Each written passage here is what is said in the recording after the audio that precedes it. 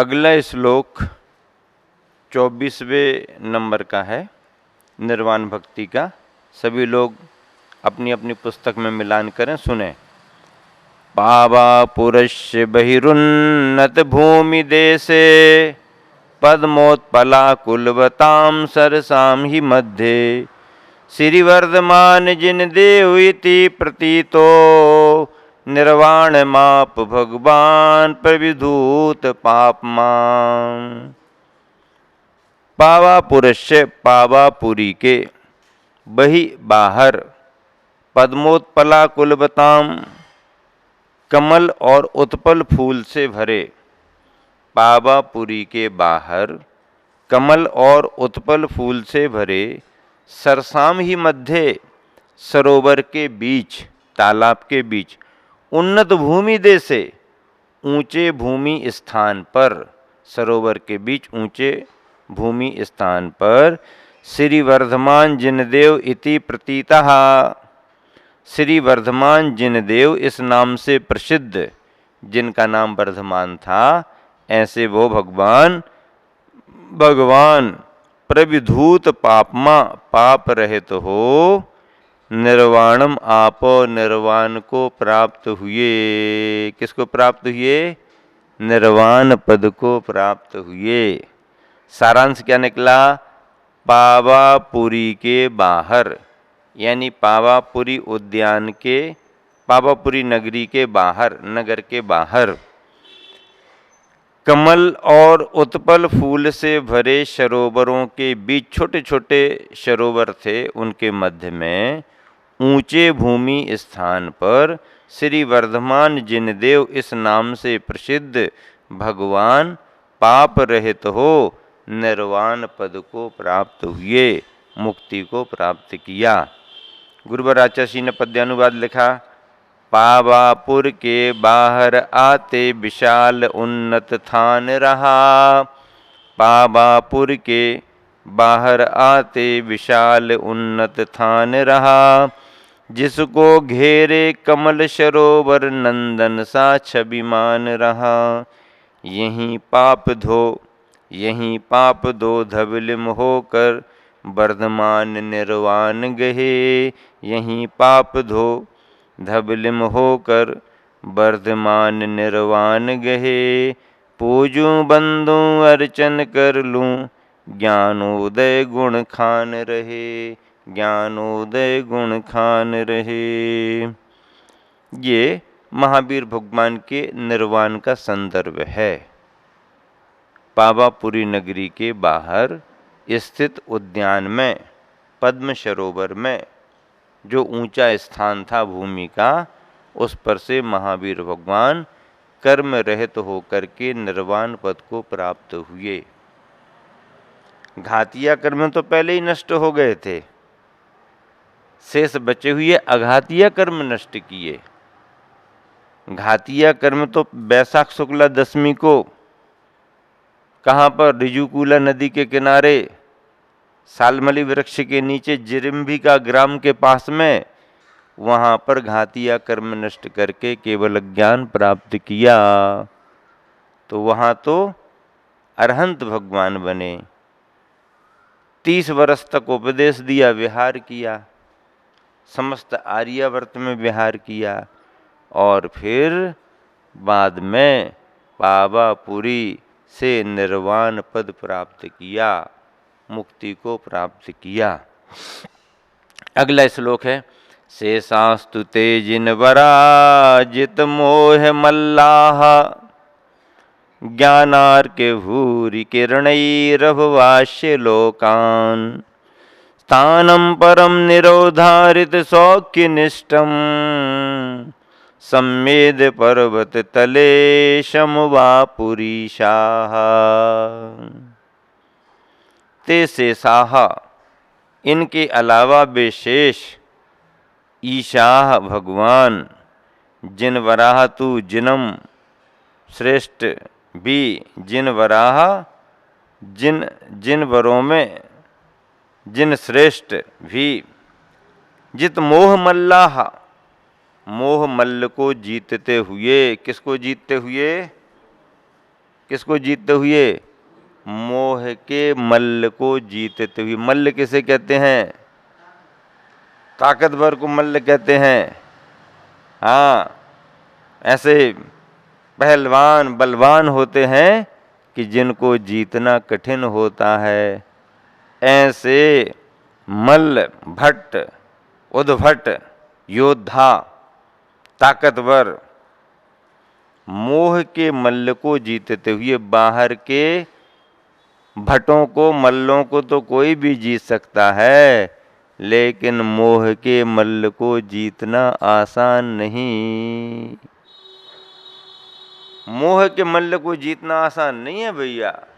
हाँ, आचार्य श्री बार बार प्रवचन में ही कहते हैं कि अपने मोह के परिणामों को जीतना आसान नहीं। आप खाने पीने में ये छोड़ दो, वो छोड़ दो, इनसे नहीं बोलो, उनसे नहीं बोलो, ये तो दुनिया राग द्वेष में कुछ भी कर सकती है, लेकिन वीतरागता और समता के परिणाम में त्याग करना और व्यक्तियों से अपना संवाद बनाना बहुत कठिन है। समता के परिणाम के साथ नहीं बोलें तो भी चलेगा, बोलें तो भी चलेगा। आपने यदि समता का परिणाम रखा तो किसी से नहीं बोलो तो भी चलेगा और सबसे बोलो तो भी चलेगा। समता का परिणाम रख करके आप कुछ भी नहीं खाओ तो भी चलेगा, और जरूरत हुई और सब कुछ खा लिया जो खाने योग्य है तो भी चलेगा। समता तो रखो। आचार्य श्री कहते हैं समता का भाव आना जीवन की बड़ी साधना मानी जाती है। समता का भाव आना, सुख में दुख में, अच्छे में बुरे में, मान में सम्मान में अपमान में, घर में घर के बाहर, सब परिस्थितियों में समता का भाव जिसको आ जाए, तो चाहे वो घर छोड़ने वाला हो और चाहे घर में रहने वाला भी हो, सब साधना में लगे हुए हैं। इस तरह से महावीर भगवान की निर्वाण स्थली पावापुर को पूज्यपाद आचार्य महाराज ने इस तरह से याद किया, और आगे चल कर के आचार्य महाराज कह रहे हैं कि बेशेष ईसा भगवान जिन वराह तू जिन श्रेष्ठ भी जित मोह मल्ला।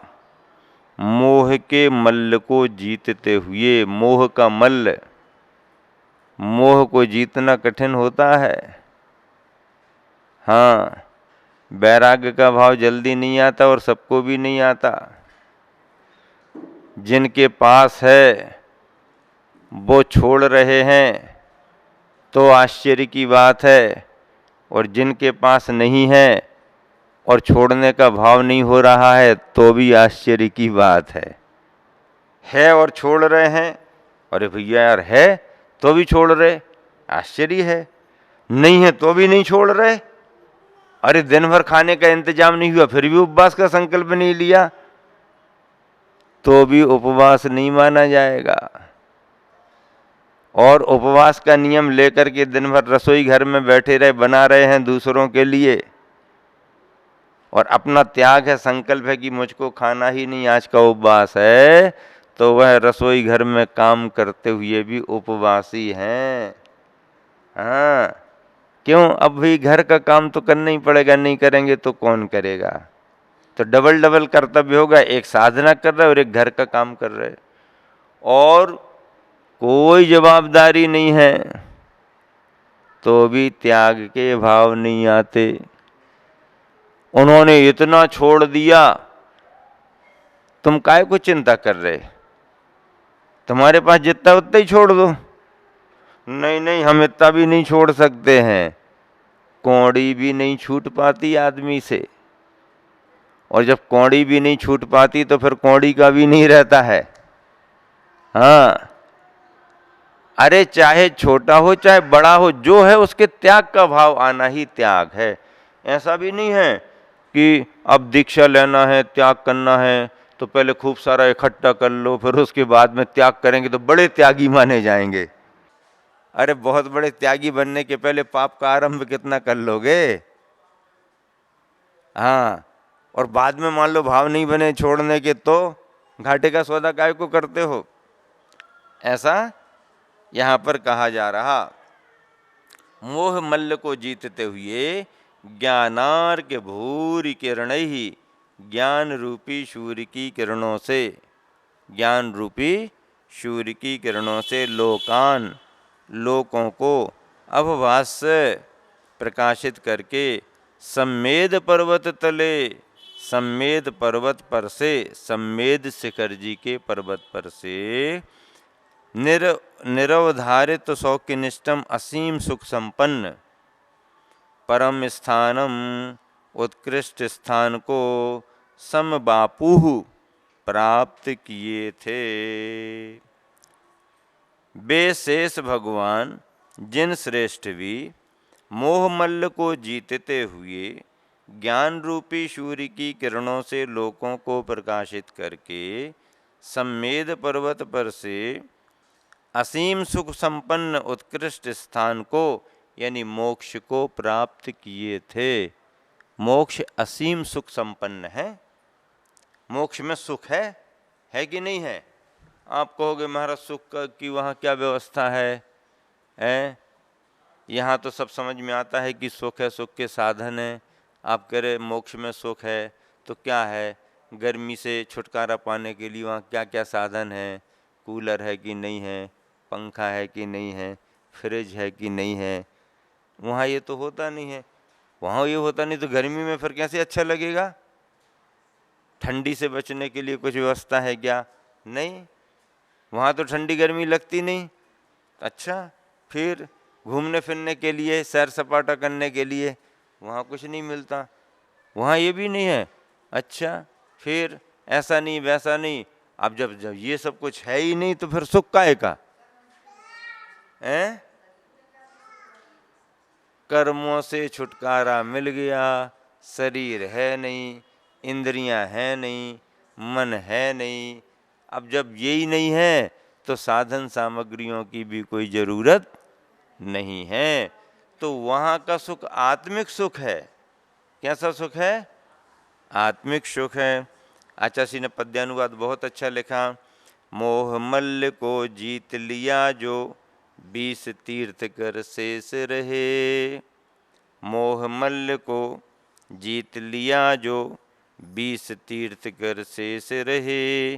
ज्ञान भानु से किया प्रकाशित त्रिभुवन को अनिमेष रहे। तीर्थराज सम्मेदाचल पर योगों का प्रतिकार किया। तीर्थराज सम्मेदाचल पर योगों का प्रतिकार किया। असीम सुख में डूब गए फिर भवसागर का पार लिया। असीम सुख में डूब गए फिर भवसागर का पार लिया। आचार्य ने बहुत अच्छा पद्यानुवाद किया है। अनेक ग्रंथों के पद्यानुवाद किए। कुंद कुंद स्वामी के साहित्य का पद्यानुवाद किया। पूज्यपाद स्वामी के ग्रंथों का पद्यानुवाद किया। पूज्यपाद स्वामी की भक्तियाँ चल रही हैं यहाँ पर। 26वें नंबर का श्लोक मिलान करें। आद्यश्चतुर्दश दिनैर्विनिवृत्त योगः षष्ठेन निष्ठित कृतर्जिन वर्धमानः। शेषा विधूत घन कर्मिन बद्ध पाशाः मासेन ते यतिवरास्तो भवविनियोगः। आद्या आदि भगवान। क्या? आद्या का मतलब आदि भगवान, आदिनाथ भगवान। चतुर्दश दिन ही 14 दिन तक विनिवृत्त योगा योग निरोध धारण किए। आदिनाथ भगवान 14 दिन तक योग निरोध किया, समोसरण छोड़ दिया और 14 दिन तक अंतिम ध्यान किया। इसको योग निरोध काल कहते हैं।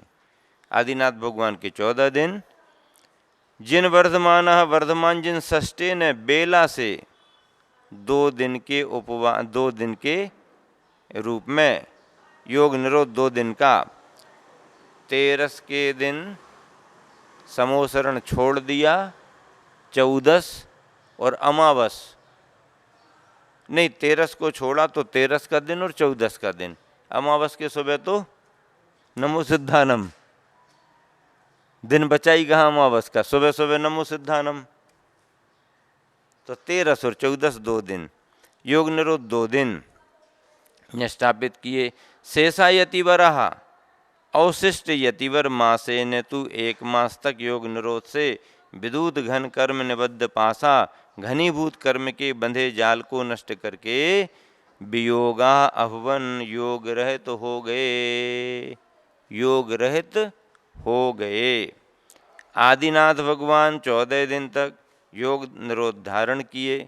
वर्धमान जिन बेला से यानी 2 दिन से योग निरोध धारण किए, निष्ठापन किए।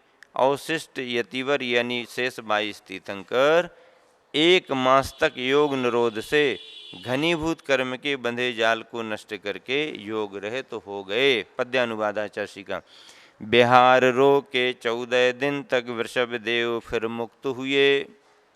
बिहार रो के 14 दिन तक वृषभ देव फिर मुक्त हुए। वर्धमान को लगे दिवस 2 अयोग बन कर गुप्त हुए।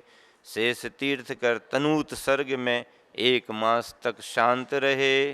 शेष तीर्थ कर तनूत सर्ग में 1 मास तक शांत रहे।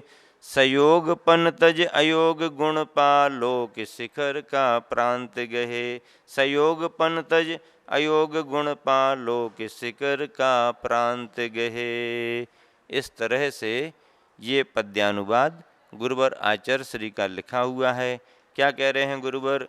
बिहार रोके 14 दिन तक वृषभ देव फिर मुक्त हुए। बिहार को रोक दिया, 14 दिन तक ध्यान में लीन रहे। वर्धमान को लगे दिवस 2, 13 और 14 अयोग बनकर गुप्त हुए, अदृश्य हो गए। शेष तीर्थ कर तनूत सर्ग में, कायोत्सर्ग में 1 मास तक शांत स्थिर बने रहे। सयोग पंतज अयोग गुण पा लोक शिखर का प्रांत गए। लोक शिखर पर जाकर के सिद्धालय में विराजमान हुए। सिद्ध परमेष्टि लोक के शिखर पर, लोक के शीश पर सिद्धालय में जाकर के विराजमान हो जाते हैं। इस तरह से आचार्य महाराज ने पद्यानुवाद में और पूज्यपाद स्वामी ने अपने श्लोकों में तीर्थंकरों के निर्वाणों का उल्लेख किया।